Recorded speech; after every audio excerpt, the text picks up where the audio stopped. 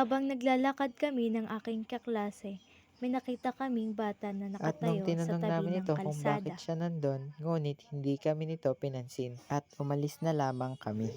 Bigla itong sumunod sa amin. Nung lumapit kami sa likod, tumakbo na kami dahil sa sobrang takot dahil bigla na lang itong nawala.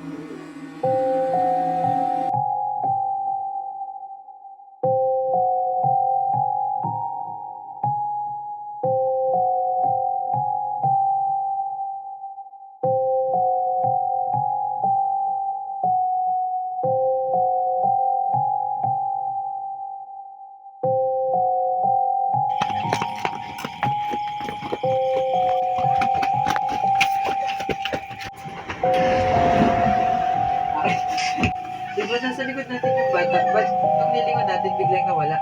Oo nga no, bakit kaya ganun?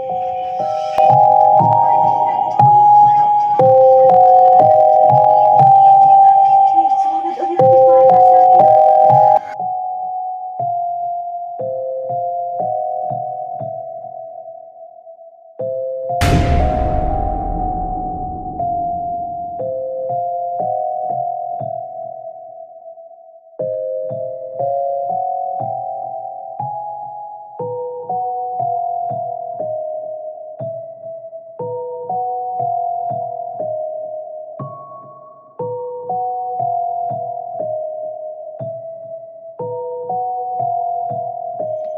Dahil sa pagtanong ng dalawang magkaklase sa bata, ito ay sinundan at patuloy na itong nagpaparamdam sa dalawa.